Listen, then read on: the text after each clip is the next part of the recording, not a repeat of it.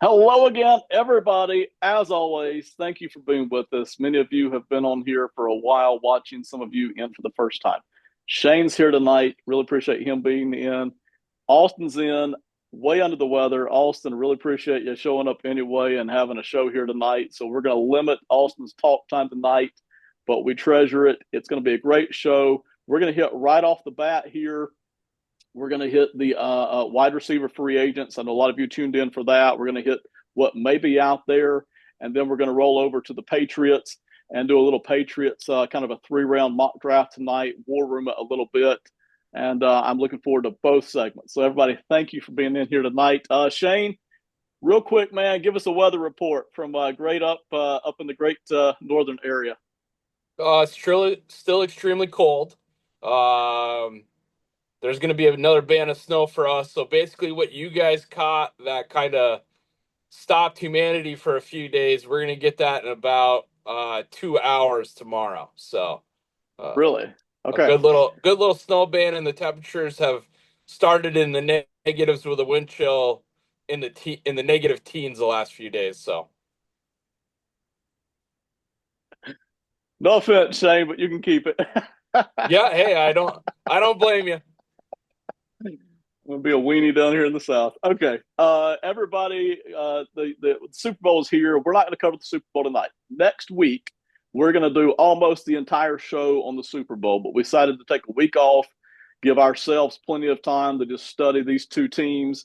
So Chiefs and Eagles, we'll do almost the entire show. Pretty cool Super Bowl preview next week on this show. Shane is leading me by one in our competition. I'm leading Austin by one in our competition. So we've got one more game to see if Shane can crown that third championship or not. All right, let's get to the free agents. Gotta say, free agency is sloppy and messy. I really enjoy the draft better because it's so much more predictable in terms of I know where I'm going to pick and I know who's going to be available. The question for me is how good is this guy going to be at the next level and does he fit my team? So those are the questions. Free agency is wild and sloppy and messy and unpredictable. Some of these guys that I have on the list will not even ever make it to free agency. Okay, two, three, four of them will be signed by their own teams, or will simply be signed and traded. So, but still, you kind of have to take account of it because if all of a sudden they do become available, if you're an NFL team that could use one of these guys, you've got to make sure that you have a plan in place for that. So it's sloppy, it's messy. Injuries come into it. You get farther down the list. Some of these guys we don't even know if they can pass the physical right now. Maybe they wouldn't even try. Okay, they're coming back from an injury so tough, but again, you're projecting, hey, what will they look like at the start of the next season? So this is just this is a list that will change constantly over the next 8 weeks. These guys will come and go, but this is a generic, good working list here of wide receivers and tight ends that project right now scheduled to be free agents, no matter what their teams end up ultimately deciding to do. So, having set the table for the sloppiness and the messiness that is NFL free agency, Shane, I'm going to go to you first, man. What jumps at you about this list, or what's a player that you really think teams should be going after, or what's a player that you think, hey, nobody should really be going after this guy? Well, I think a couple of things hit off just from looking at the graph you've put up, Ben. I think first, you look at T. Higgins, he's going to cost you the most. He's going to be looking for the most amount of years. He's also by far the youngest wide receiver that has any production that's on this list. Right, So right. you can, as a GM, balance like, yes, I'm going to pay him more, yes, but I'm also going to get some more top end time out of him. The thing that really jumps out to me is the injury side to this, though. You have like a Chris Goodwin, produces years, has been hurt lately. Stefan Diggs has been hurt. Marquise Brown, they thought was going to be a huge year for the Chiefs, ends up Yep. hurt. DeAndre Hopkins has hopped in.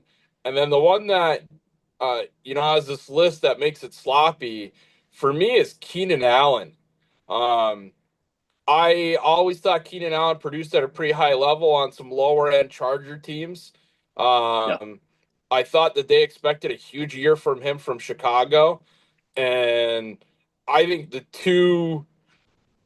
just as you mentioned with the draft, I think Adunze probably performed better than either of the large free agent goes that they got at wide receiver for the Bears. So, um, like you said, it's always going to be messy.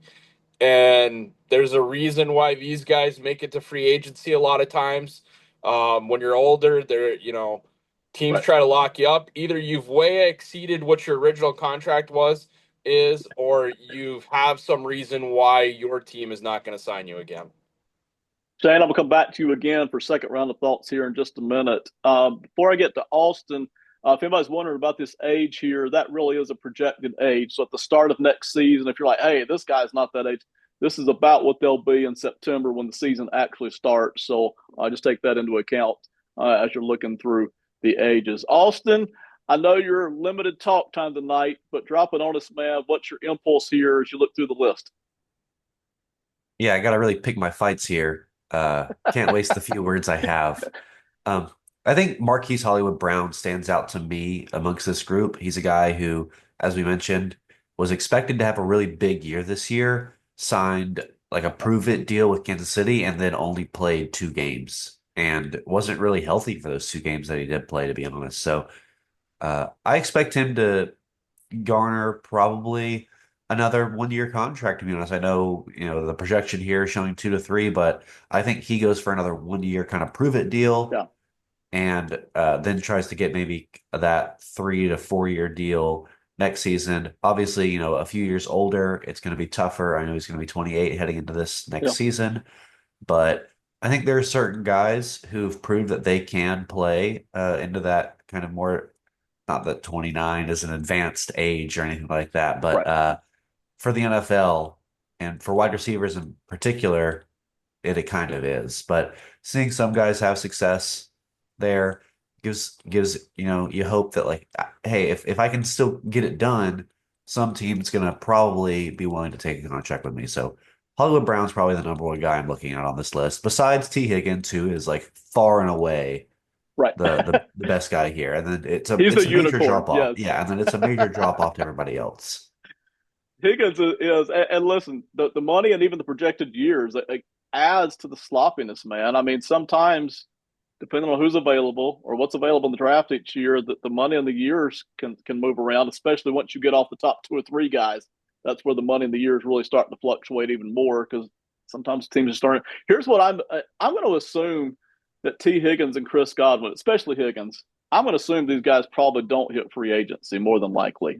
You can usually, if guys this good, this desirable, you can if you don't want to keep them or can't keep them or think you can't keep them, usually you can work out a way to sign and trade. Is usually what happens. I don't think Higgins and Godwin are going to be available.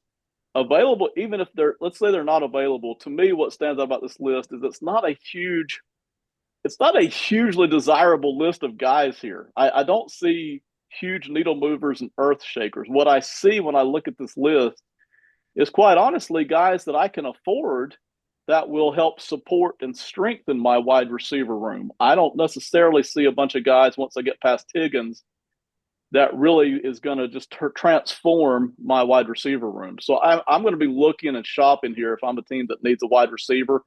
And there's a bunch, right? There's a bunch of teams that could use a guy, but I don't see earth shattering stuff here. I kind of already hope I already have a number one receiver and I can bring in one of these guys as a number two, more as a support thing here. So, Shane, coming back to you. What else stands out on the list? Well, I think you hit on the number one thing for me, Ben, is I think it's a pretty short list if you're really looking for top end talent right now. Yeah, And I think if it wasn't for T. Higgins being on the Bengals, I don't even think he hits this list.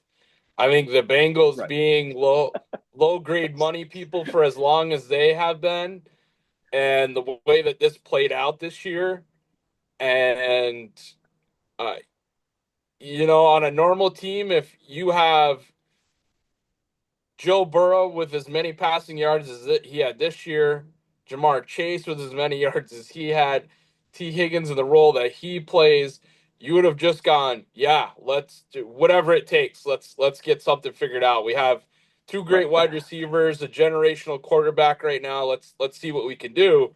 But you're the Bengals and you're trying to decide if you're going to use paper plates or real plates in the dining hall. It's like that's the run that they've gotten. Do I think it's probably as bad as that? No, not right now. But this has been a huge issue for the Bengals in free agency. It's why teams come in and swipe out those good players, and it's happened to them year after year. So, It's one of the reasons that the NFL tries to be picky with who they let be an NFL owner. hmm But again, the problem you run into because it's a cash flow problem for the Bengals in terms of free agents, not the other stuff, not support staff and things like that. But in terms of big free agents or signing major players like Higgins, it's a cash flow problem.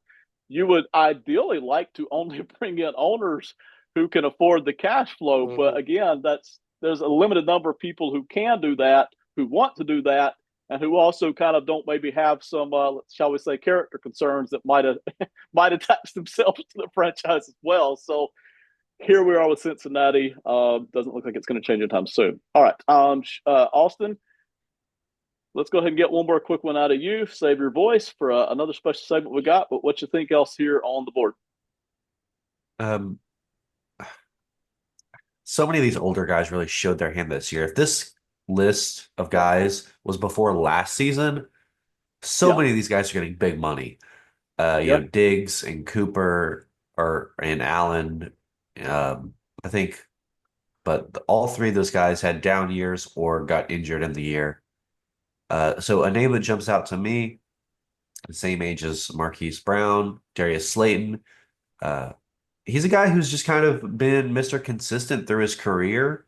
Not really too many highs, not too many lows, playing with Daniel Jones as quarterback for most of his career in uh, New York, but I think he's a guy who has a very versatile skill set, can play outside and be a really solid, number two on the outside. Ideally, he's your third wide receiver where you have a dominant X, and Right. then maybe you have like a really good slot receiver caliber type player, and then he can be your third option on the outside. I think he fits in that role really well. So I wouldn't be surprised, because what the money wide receivers are getting these days, I wouldn't be surprised if he receives a pretty substantial contract, actually.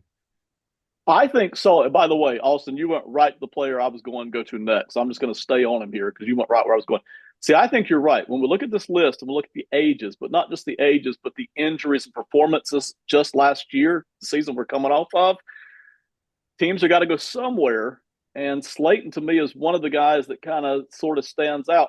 I've never been a huge Slayton guy. He doesn't excite me, but he's got the speed to take a defense, take top off a defense, people like to say, and he's got some production there. Like you look at him, he's got the production, and then you mentioned the versatility, and he's not not super expensive. Maybe he gets 17, 18 mil before I can actually pull him in house, but that's still not super expensive based on what we're having to pay some other guys. So again, you said it. Maybe my number two receiver, hopefully my number three.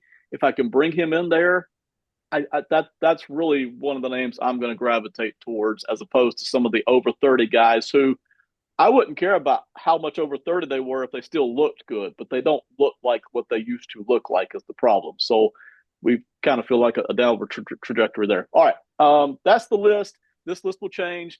Another one of the messy things is you never know who a team is going to let go. Somebody who's not scheduled for free agency at all, and then all of a sudden, boom, they're on the market, and you got to be prepared for that. So free agency is sloppy. We'll probably hit this again later on when free agency actually kicks in. Now, for another segment I'm excited about, just a reminder, we covered the Patriots a few weeks ago, looked at their offense. This is a lot of the stuff we covered in relation to their offense. Shane is a Patriots fan, Patriots student, Patriots savant, as it were. And we are tonight going to do a little bit of a war room, first three rounds mock draft with the Patriots. So Shane is going to be the acting general manager tonight. He'll have final decision and final say. Me and Austin will basically play the role of other voices in the room, okay? Whether that's a scout angle, coordinator angle, head coach angle, assistant GM angle, whatever. We're other voices in the room. We'll talk to Shane about what he wants overall, and then Shane will get the final decision on it after me and Austin have had our say. Shane, while I'm pulling up the mock draft board here, we're going to use PFF tonight. There's three that I like. PFF is one of them. What are you looking for here? Maybe just in the first round or overall, what are you really feeling like as a GM heading into this draft? Well, I think that if you're the GM of the Patriots right now, you've solidified who your head coach is and his personality and the way he likes to play. And probably for this draft, after what you just saw for that lack of talent, you've made your offensive coordinator decision.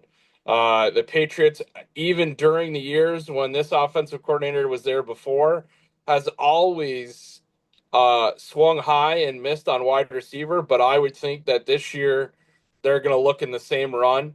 I think you definitely need a playmaker and a speed guy.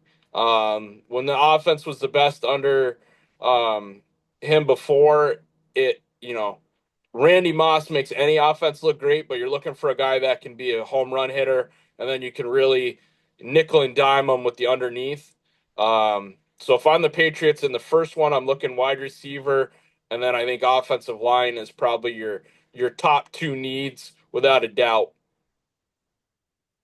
I'm in the same boat. If I were GM, it would be wide receiver, offensive line. But if the guy I really like isn't there, I'll go best player available. As I think most of us would. Okay, draft is sloppy because even though you know what order you're going to pick, and usually by this time we know who's in the draft, you don't know who's going to be available when you draft. So me and Shane and Austin have done our homework as much as we've had time for since the season largely ended the regular season. But still, we don't know who's going to be available. So we're going to make this live tonight. The computer is going to make all the other picks. We don't know who's going to be sitting here, so it'll be a little sloppy when it gets to our turn. But we'll try to keep it as clean as we can, give you a feel for what might actually be sitting there and what we think when it gets to be our turn. All right, so I'm going to go ahead and start the draft here. Let the computer go ahead and do its thing, and I'll tell you who's already gone. Cam Ward goes to the Titans. Hunter to the Browns. Shedeur Sanders to the Giants. All right. Shane, you've already told us what you're looking for here. I'm going to let Austin have first word on what he wants to do. Austin, if you want to, we'll go to any position you want to look at, see who's available. We've got kind of the top 5 or 6 recommended by PFF here already, but go ahead and lay it on us here what you're wanting to do.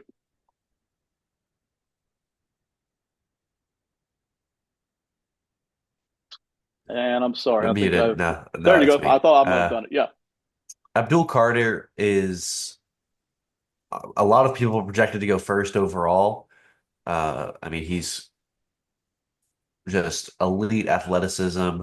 So I don't hate going Abdul Carter here, to be honest. Yeah. If you're looking best available, he might be top of the board. Uh, if not, and we're looking for a position that we have a need for, Ted McMillan is at the top of my board. He is in a tier of his own amongst the receivers in this class. He is in that Rome Odunze, Malik Neighbors kind of tier of last year to me. So I'm absolutely fine going Ted McMillan here or Abdul Carter. I think really the list kind of starts and stops there. I'm in the same boat. I love Abdul Carter. I There are several teams I would love to see him land on, and I'm fine if I know the Patriots don't need it, right? But still, a player as good as Carter, I would be thrilled to death if we got him. I wouldn't complain at all. I love Abdul Carter, but we need a wide receiver, and Teterow and McMillan is sitting right here. And to me, while I don't think he looks as earth shattering as Carter might potentially be. I still love McMillan, man. I've loved him for like a year and a half now. I just love what he brings to the table. And boy, do we need a wide receiver. So I think I'm encouraging Shane to draft wide receiver Teterow McMillan here is going to be my endorsement here as well. Shane, you're the GM. You get the final word. Tell us what you're thinking, and then go ahead and make it final what we're picking here. Well, I would say I'm very impressed with my selection of the two lieutenants and what they've said because I couldn't Thank you. agree with both of you more. So I think there's three things that come into play here. As both of you said, I think Abdul Carter is probably your number one athlete at this time. If I'm the Patriots and I get somebody that really falls in love with Carter and wants to move up, I think right now is the time to make that Right. move. So that would be what I would listen to. But I think just like you guys said, I think McMillan stands out in the wide receiver. I think if we go much farther than this, it gets really shady as to what you're going to get after him. Uh, in a normal year, I wish we were drafting a little bit later and this wouldn't be an issue. But I think we go with McMillan on this. Uh, but if I was the Patriots, I would hope somebody really falls in love with Carter. And maybe we can drop back 2 spots, get some Yes. draft capital, and still get McMillan out of this. All right. So McMillan is the final pick. I'll drop it here in a second. But I agree, Shane. Wouldn't it be wonderful if the Jaguars, the Raiders, or maybe Yeah, even the Panthers fell in love with Carter and we didn't have to drop too far? And even if we didn't get McMillan, maybe we pick up one of the offensive linemen up here. So, that would be team building greatness. But sitting here, Shane's made the final pick. He's the GM for the night. It'll be Tetaroa McMillan that the Patriots are drafting. So I'm going to go ahead and pop this. The computer will do its fly through. We're moving on to the second round now, where the Patriots have, give me just a second here. Patriots have pick number 38 overall. Shane, go ahead and tell us here, having drafted McMillan, again, we kind of know what we're looking for, but now that we're in the second round, just give us, me and Austin, the direction you're looking at, and then me and Austin will make some player recs here. I think, like we talked about before, I still think after wide receiver, offensive line becomes my biggest need. I think you're in a decent opportunity to get some maybe uh, higher talent with maybe a lower draft basement where people place them this year. So I would still look offensive line, but I think this year there's going to be an awful lot of defensive linemen and rush types that drop in the draft this year, where you might be able to get somebody in play at this pick right here. All right, Austin, I'm gonna go ahead and drop my opinion first, and I'll move around a little bit here for the audience to see. Hopefully, we won't make it too erratic here. I want offensive line. All right, that's 1,000% what I want. But looking at PFF's board, by the way, PFF, Pro Football Network, and the other NFL mock draft database, and all the others, they're all up and down when it comes to second round. So a guy that may be number 60 overall here is 35 overall somewhere else. Okay, so take that with for what it's worth here. I'm not sure the offensive linemen I wanted to draft here are here anymore. Some of the guys like a Wyatt Millam, who I was looking at this spot, he's already gone. So I'm looking here at offensive tackle. Zabel Williams intrigue me. Ursery intrigues me. Savanea intrigues me, but maybe they're all back there when I pick the next time. Maybe not. And then I'm gonna go over here to interior offensive line. Tyler Booker, I like him, so I'd be okay with that. But Shane, you hit on where I'm going with this. My recommendation is defensive line. The offensive linemen I really wanted right here aren't here. And I'm thinking maybe one of the guys I kind of like might be there at my next pick. So I'm going to go defensive line here as my recommendation. Give me 1 second here. I'm going to pull it up. Is my recommendation is JT Tuamalo. And I'm going to butcher the name. I'm sorry. But he's from Ohio State. He's an edge rusher. I really like him as a football player. I don't necessarily think he's a superstar in the making. I just like him as a football player. I think he's very smart. He's fast. He works hard. He sets the edge, generally speaking. He gets pressure on the quarterback. He's good at getting out into the flat and covering the run game out there, too. Really versatile guy. Not so much defensive tackle kind of a guy, but I can even drop him back in coverage some. He's done that at the college level. So I really like him. I just think he's kind of a classic Patriots football player in a way because he could move out in space and move to the edge, pressure the quarterback, and still be tough against the run. I really like him. That's my recommendation for what it's worth. Austin, what are you feeling here?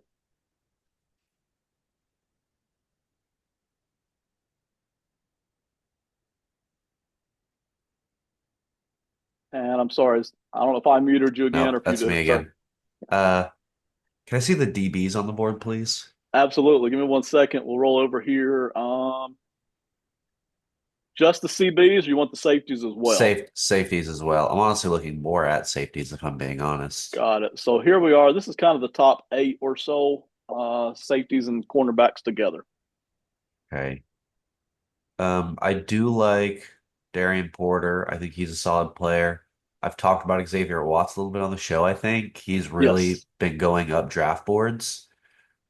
He can tackle really well.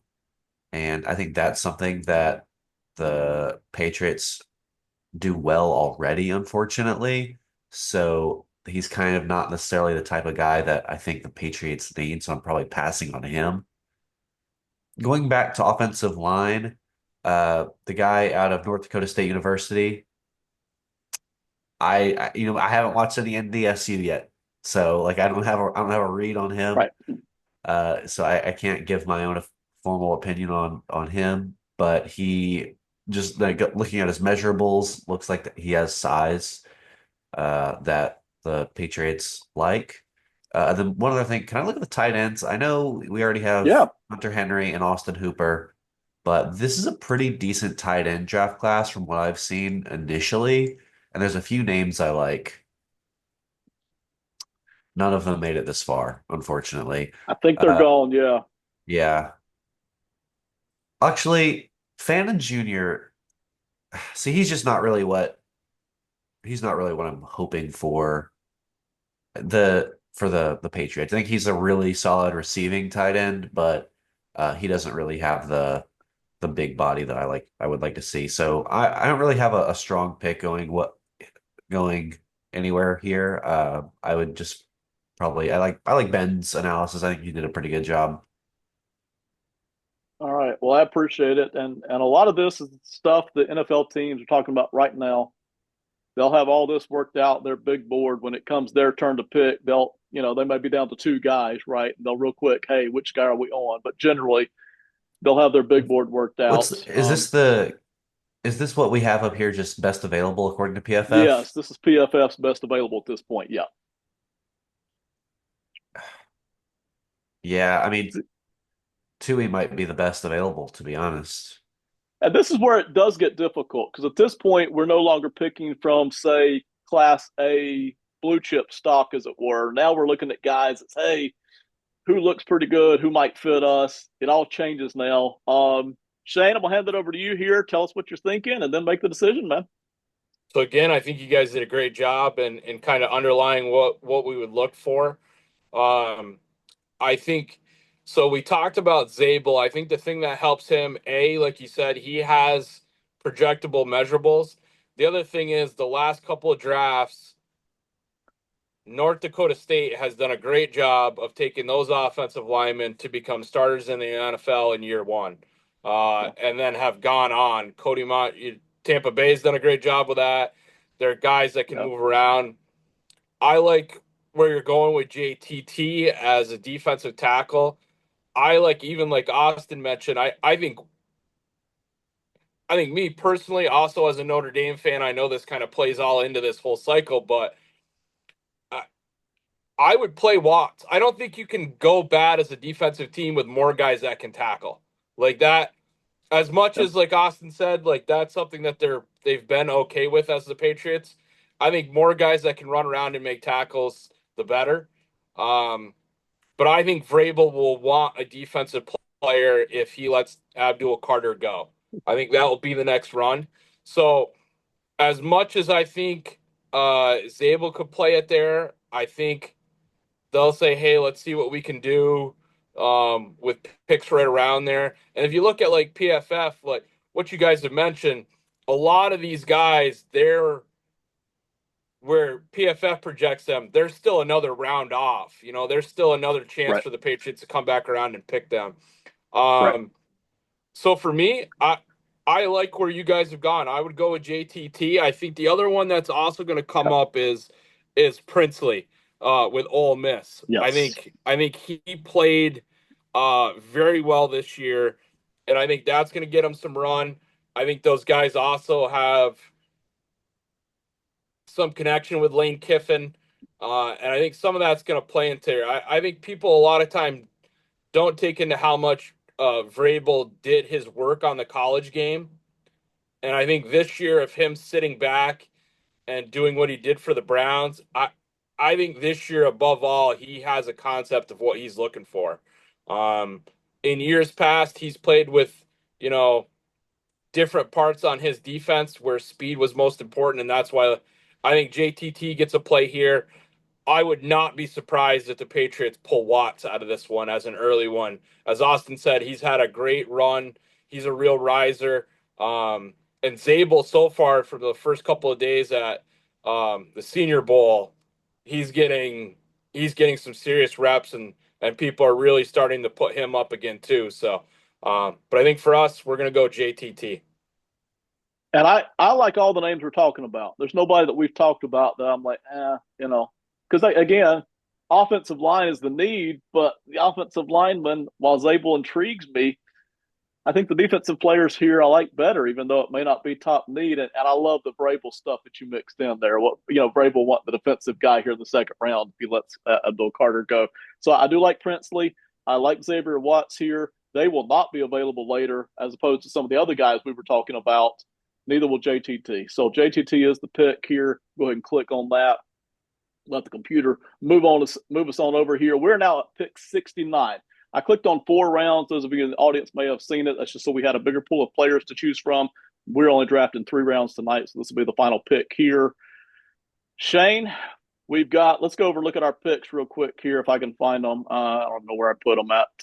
Your picks. Here they go. So we've already got Tetero McMillan, number 1, JT Tuamalau, number 2 in the draft. So we've hit offense, defense. We've hit one need, one not really need.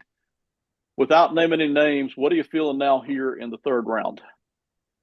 I think this is the one where you really beat the bushes to try to find an offensive lineman you like.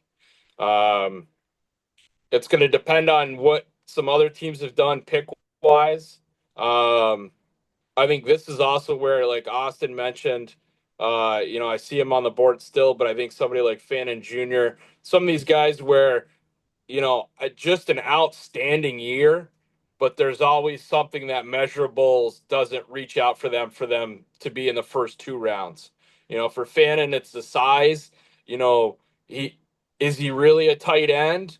Does that matter for the Patriots offense right now? I don't know. I think they would be able to make a move with that, but I think this is where you really trust in your scouts and you have to tell them, like, look, this is where our money needs to be made round 3 and deeper. That's what the Patriots had always done. You Yeah, find diamonds in the rough, you make people like that. That's where your true strength as a draft team. And I think, like, that's where people have really started to steal the Philadelphia Eagles draft room with Howie Roseman, where yes, he gets a Carter, in the first round, but he makes solid picks rounds 3 through 6 for guys that go on and play for them right away. And this one, the Patriots are going to need somebody that you're going to say he's going to be a day one starter for me. I think even out of a third round pick. agreed. Austin, I'll come to you in just a second. I want offensive line. No ifs, ands, or buts. That's what I want. But I am going to look here at this top group and see if there's anybody that's just so third round irresistible that I can't pass up. So I like Kevin Winston fine, but we've already addressed defense. I really don't want to do that. Harold Fannin, I would be totally fine if we drafted him at tight end, but again, I don't necessarily know that that's the big need now because we got McMillan in the building.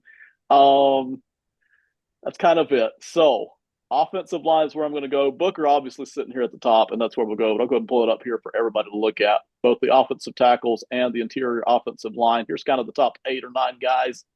Um, Jackson intrigues me, but he might be available in the next round. Later on in the draft, I actually do like Emory Jones for like a late fourth round pick, possibly. I would love him. Nelson, maybe in the fourth, fifth round. He intrigues me as well. But right here, to me, the guy that I'm endorsing fully is Tyler Booker out of Alabama. There was a time when, before the season, people were even talking about him late first round. So he has slipped off of that for sure. But here we are. We need offensive line. He's sitting here at the top of this board. I like him. I don't love him, but I just think we need it. So I'm endorsing Tyler Booker here on the draft. Austin, where are we going here, man? We got a lot of different things we can do, even though we've already talked about offensive line. Yeah, I like having 2 picks pretty close to each other here. Just what's that, 8 picks down the board. We get another Yes. swing here. Yes. Um, Tyler Booker on the board has a lot of potential. So I really do like that swing. I think guard is really rising in value over the last couple of years. And I don't think it's definitely about the third round, not too early to take a very good guard, but even like a project guard like Booker is, who's still pretty young and Yeah, very much a project. I don't think it's too like you see these guys get taken at tackle, in the top 15 of the draft. I think, if he yeah. was a tackle, he'd be way up the board, but at guard, third round value, I think it's there. I'm fine absolutely ripping him. Another name who I didn't see on your board, but I think is generally more low down.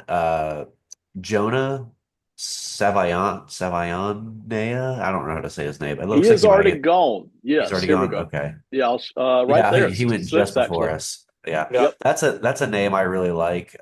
Getting to watch um, him while scouting some other players. He kind of jumps off. Like I don't really scout O line just on my own, but sometimes when you're looking at other positions, you notice things. Mhm. And yeah, I was watching Ted McMillan for Arizona, and he's like, "Who's that? Who's that big dude in the middle just causing chaos?" And yeah, that's him. So yeah, unfortunately, he's gone. I would also support it, picking him if he was available.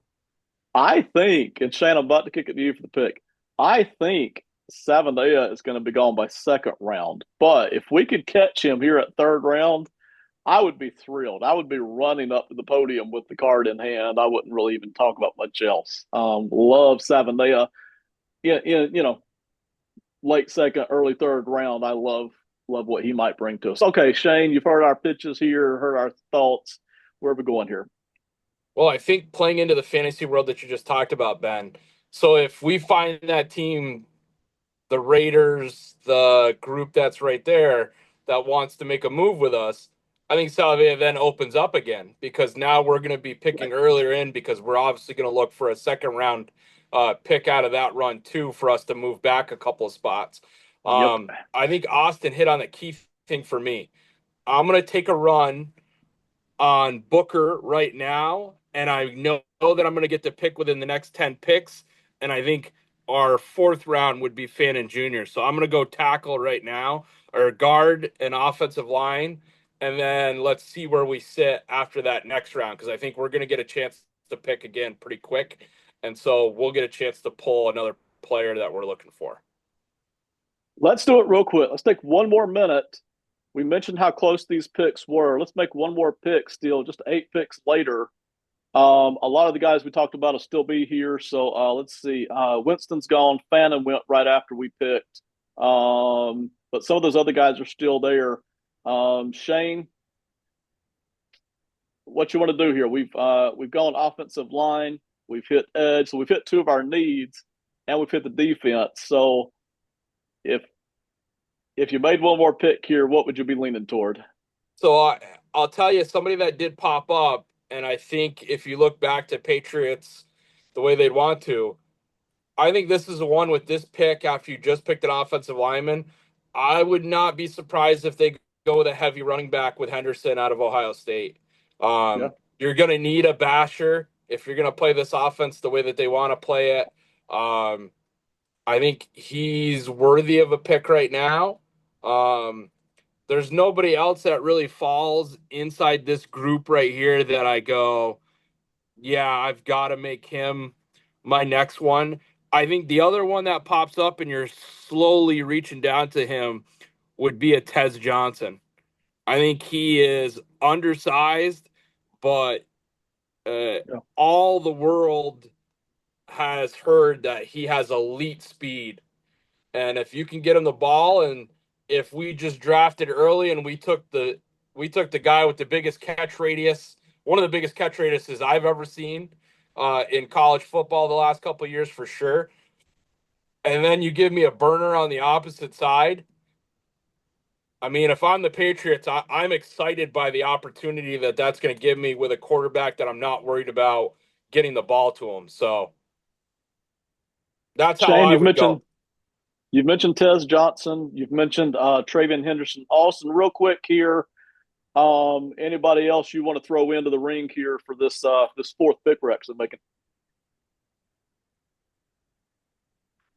Yeah, I mean, I think going really fast receiver here works, and with Isaiah Bond as well, if I'm being honest. I mean, dude's got just really elite speed, and I know Patriots fans are burned from a few years ago when they picked Tyquan Thornton, who kind of had that. So maybe they're kind of too burned to go back to that well. But that's another guy who I haven't got to yet on my tape and everything, but I know he's ridiculously fast. So that's another name out there.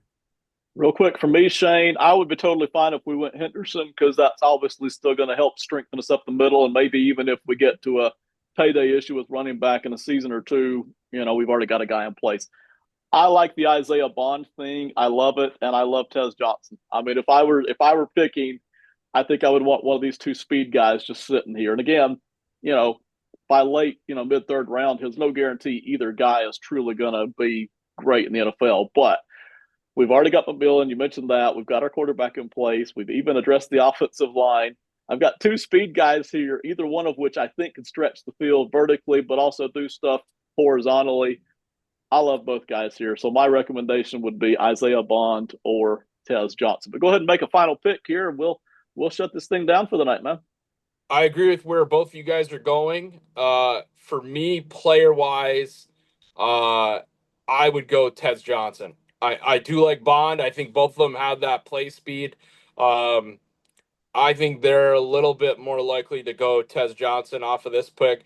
But like you said, I mean, not where Austin. I if Austin tells me Bond's the better wide receiver, I take Austin's knowledge. He knows that way better Yeah. than what I look at on an often daily basis, and when I look and break down things, um, I just think Tez Johnson is kind of the player that they're more looking for. They're more apt to take a flyer on a smaller guy, and that's Tez Johnson's real knock is that he's not going to weigh Yeah. over 180 pounds. So if he gets hit, you got to be ready. But I think they'll make a reach and maybe get him, and hopefully down the road they can say, we reached in this round, but he came through for us. And I don't think there's that much of a split between he and Bond if you're already this far into the draft. All right, so we went ahead and made the pick. I'm really happy with this. Okay, I'm really happy with this. I've got McMillan at the top, which I really wanted. I've got JTT as my second rounder, who I really like. I've got Booker, who doesn't thrill me, but we needed to address offensive line, and he was a guy that seems to have the potential sitting there. And then Tez Johnson, who I wouldn't want. It's the difference between late first round, early second round versus now middle of the third round, right? I like Johnson here in middle of the third round, the potential he offers, as opposed to having to try to draft him, top 40 picks, right? So I'm happy here. Austin, any final thoughts on the Patriots draft here tonight? No, this is solid. Nothing really to complain here. I think we addressed some areas of need and picked good guys at those positions. Shane, I'll let you have the final word as GM and then roll right into your final 60. But just for the audience, we are planning to do the same thing with the Vikings here in 2 or 3 weeks and with the Giants here in about 3 or 4 weeks. We're going to war room them as well. Not just rando picks, but actually have a conversation and then let one guy have the final decision on that. So, Shane, final thoughts on this and then roll right into your final 60, man. Well, I think on this, like I said, if I'm the GM, I'm happy with the work that you guys have done. I think we kind of had a shared belief on where things are going, and I think if you're a Patriots fan and you've looked at what this team is, can you argue about who we decided to select? Yes, Yeah. obviously that's what the draft is all about, but you as a Patriots fan can't go that they didn't see where our weaknesses were and tried to make us better. Um, I think, and we talked about this in the beginning of the draft, the Abdul Carter is going to be the thing. Wherever you make a Yes. decision there, if you're Vrabel and you go, I have to have this guy, I'm not fighting that Mm-hmm. either. You're going to get Right. a premier player at a position that is a premier position in the NFL. If not, then use that knowledge and that draft stack to go. Um, you know, I think most Patriots fans looking at this draft, like I said, they could disagree with player selection, but they would say that we came together with a plan. And when you start training camp, you'd go, "Hey, we needed a wide receiver. We got a wide receiver. Let's see if he can play. We got one. We needed somebody to catch the ball. We got two guys that can catch the ball. Um, do I know if where we are, if it really helps us offensive line wise? I don't know, but I also don't think a single draft is going to help that problem for the Patriots Right. either. Right. No, can't fix everything one off season. Simon, Shane, your final 60? My final 60, like you guys said, it's you're winding down to the NFL season, and next week we'll hit it hard with the Super Bowl. But I thought both games went pretty much to what we thought they would. Minus, I didn't think Philadelphia was going to put an absolute demonstration on the run game as they did. Yeah. I didn't think it either, but there it is. All right. Austin, thank you again for battling through. Lay it on us, man. Your final 60 here. My final 60 goes to shout out just soups in general. They're really helping me right now. And I love a good soup, is what I've discovered. So shout out just soup. Any soup enjoyers, let me know down in the comments what soup I need to try to help me feel better. Thank you. Okay, my go-to is always chicken noodle soup. I know that's obvious, but that's my go-to. I absolutely love it. So, all right, everybody, thank you so much for listening. We've all got to run. We got lots of things to do. We're running overtime here tonight, but thank you for watching. We'll see you next time. Have a great one. Goodbye.